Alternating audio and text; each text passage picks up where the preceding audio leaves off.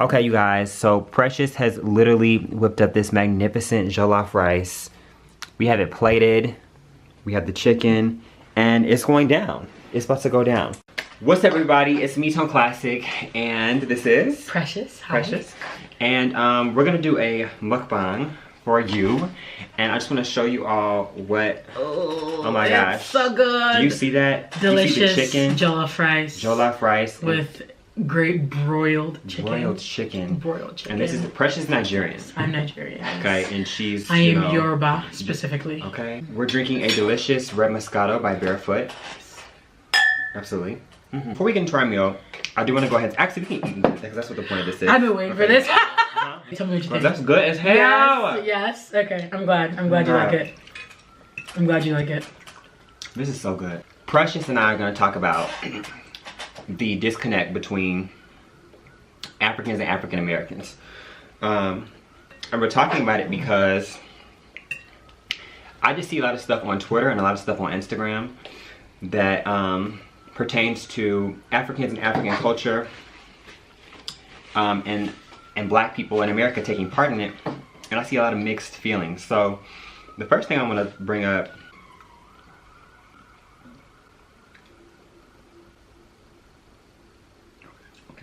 I just want y'all to see this chicken. I know you can't. It won't focus on the chicken. Hold on.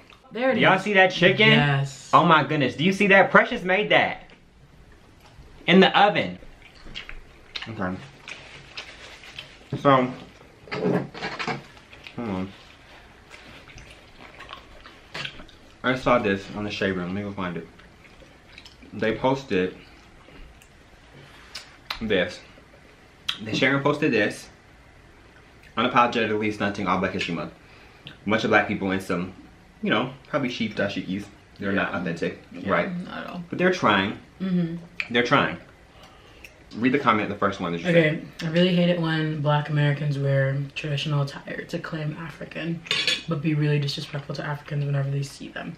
Okay, I'm gonna just start off with that first comment because that is a powerful comment, and I see where her anger comes from. But at the same time, she's wrong. Okay, let's talk about it. So, as I was telling you earlier, I'm in a philosophy of race class this semester, and one concept we've been, I mean, clearly we're going over the concept of race, and one thing that I've kind of realized is that, first of all, the term, I mean, I guess Black Americans is a correct term that she's using, but like,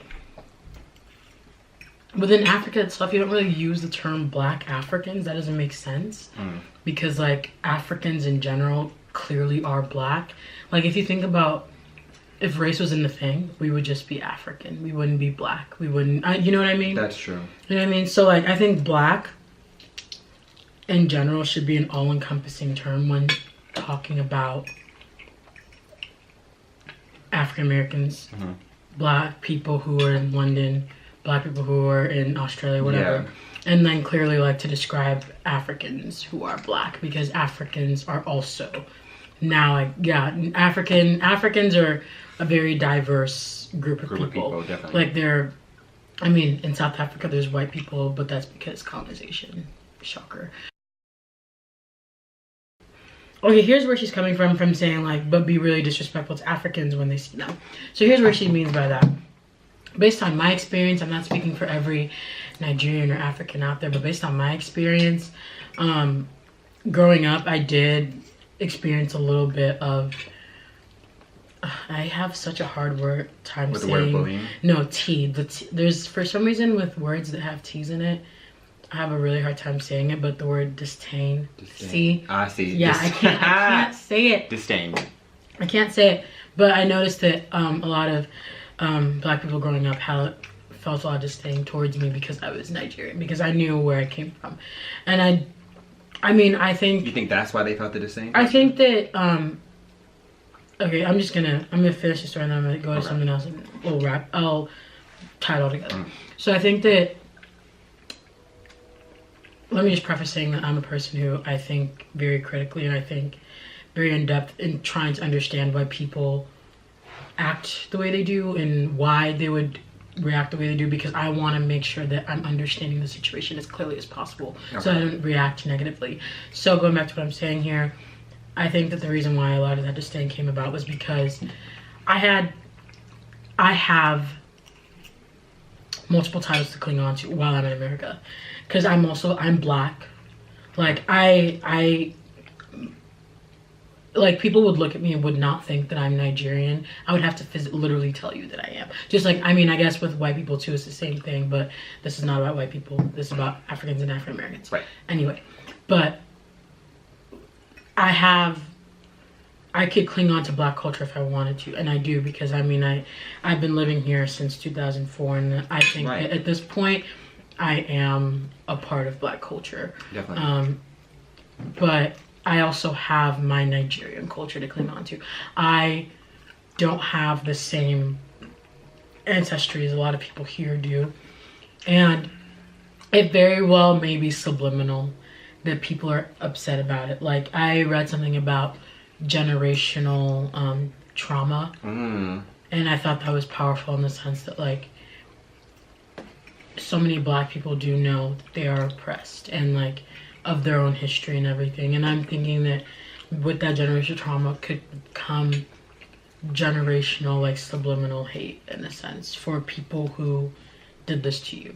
Because, like, a lot of African Americans also know the people who sold They them. participated in the process. Yeah, exactly. Africans participated in that, and yes, Africans did, and that sucks. And I guess I'm sorry because I mean it's not me, but it was my ancestors who did it. So I'm going to say I'm sorry because that's not fair. Right. It's not fair. The thing is that, like, when I see comments like that one, you went in while I was talking. I'm sorry. Yeah, girl, Precious made this food. This food was so goddamn good. I'm gonna put Precious booking information in the info bar because this food is so goddamn good. They probably can't. Fire. They probably can't do it as well as I do. Say that, Precious. Hello. When I see comments like the one that we just read about from people who are African, regarding African Americans taking part in, you know, taking part in the culture, taking part in the traditions and history, it makes me, I don't know if it makes me feel bad, but it just makes me feel, I guess, odd sometimes, because I'm like, okay, what do you expect us to do? You know?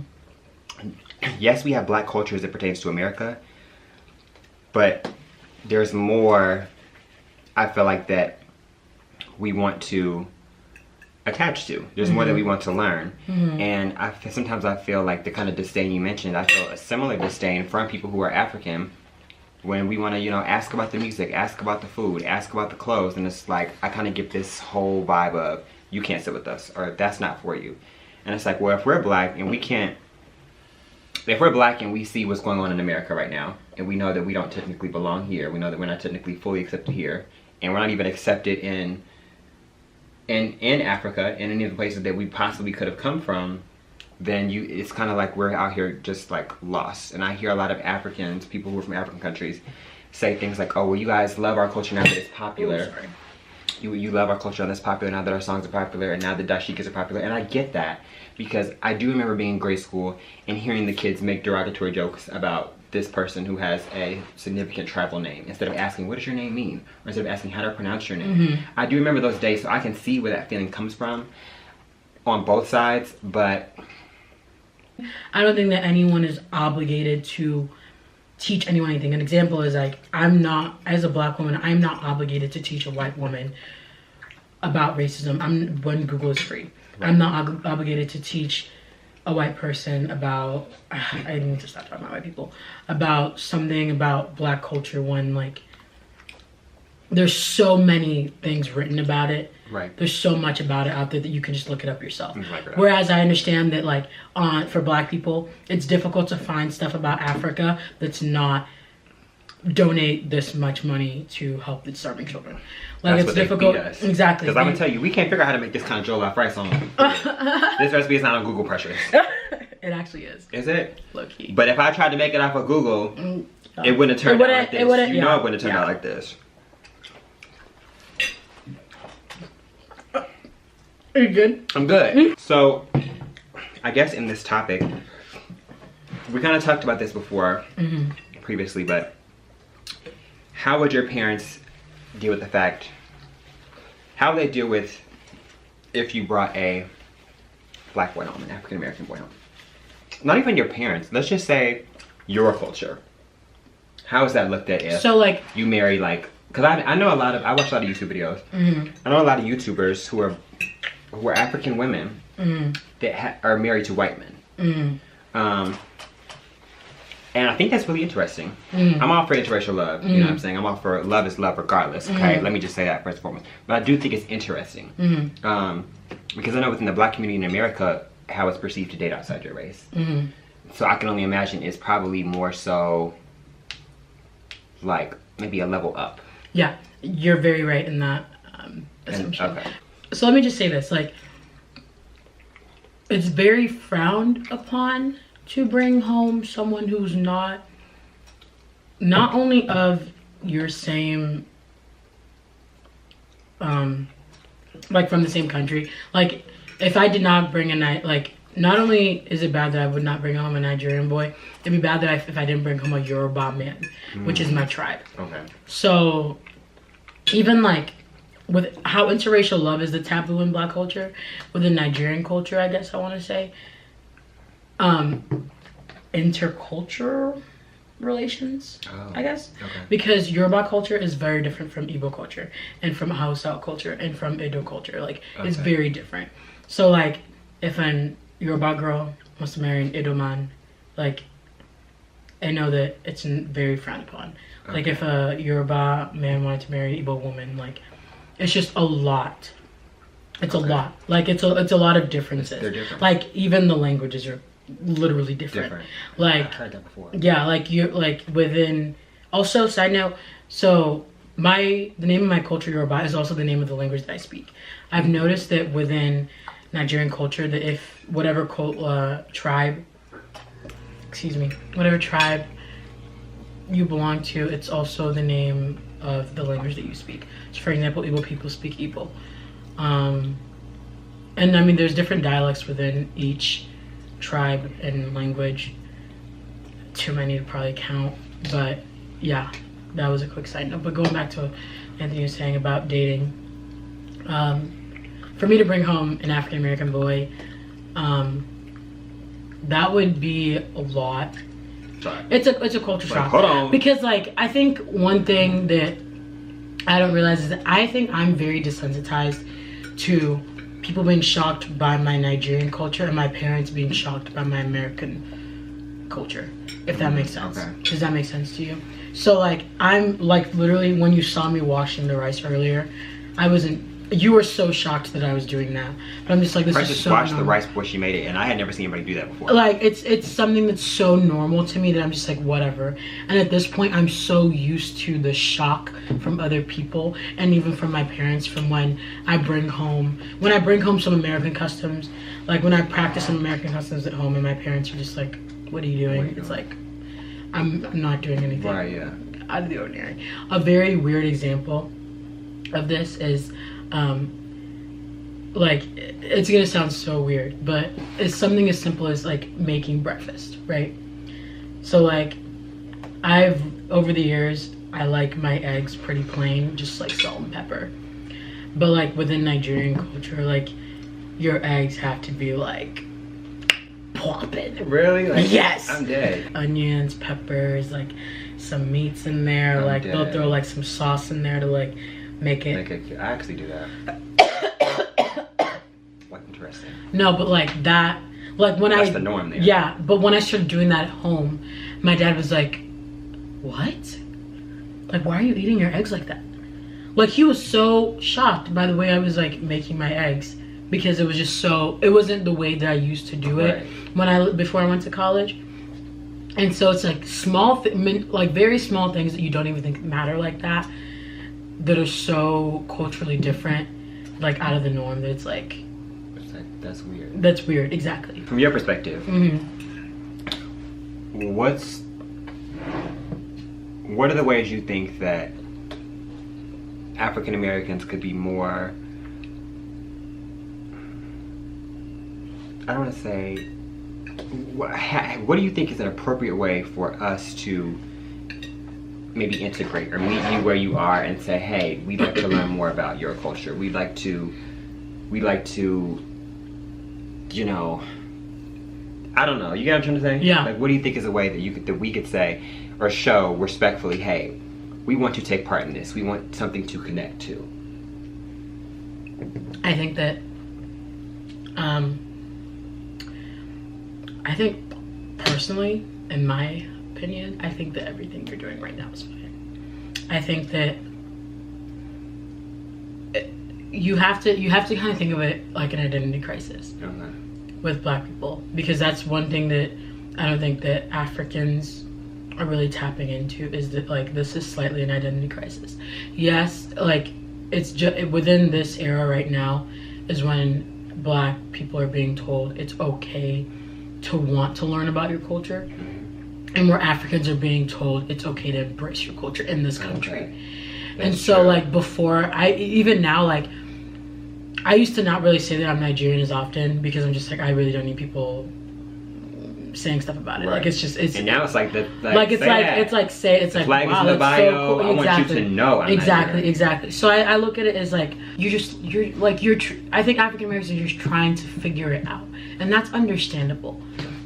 When you look at the history of America, and you look at when you look at it on a timeline basis of like from slavery to Reconstruction to Jim Crow to now, like Black people in America have only had time to really figure out themselves for like 60 years.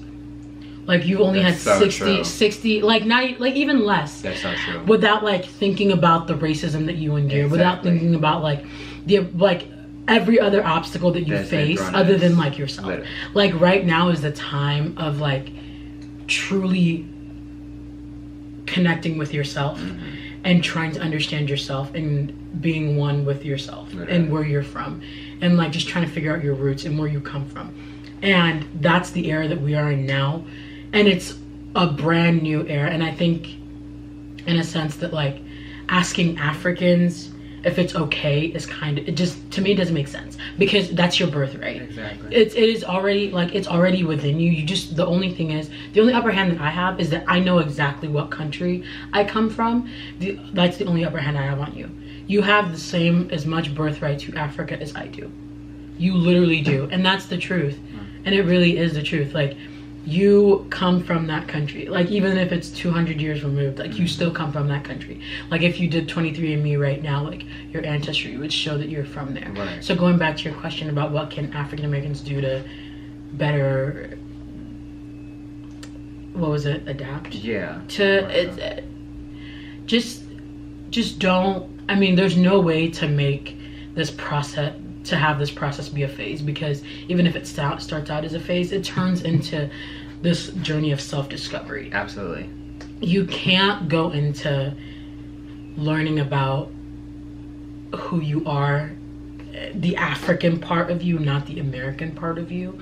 You can't go into learning about the African part of you without falling in love with it, because honestly, like, even though being Nigerian has, just like being part of any culture or any type of group has its issues, like, I could not imagine not knowing where I come from. I could not imagine not being able to eat jollof rice, for Christ's sake. I could not imagine not having these roots that I have. And I think that the question should be, what can Africans do to help in this journey of self-discovery for African Americans? And on that note, I think that's it. I've learned. I feel like I've learned definitely a few things. Even though Precious and I have already talked about this, but I feel like I've learned things from just sitting here talking to her just now. Again, I don't speak for everyone. This is my personal opinion. Absolutely. Please do not attack me in the comments. They won't attack I me. beg you. Don't attack Precious, because I'm not having that on my channel. Make sure you hit the subscribe button, and yeah, I hope you all enjoyed this video, and we'll see you all next time.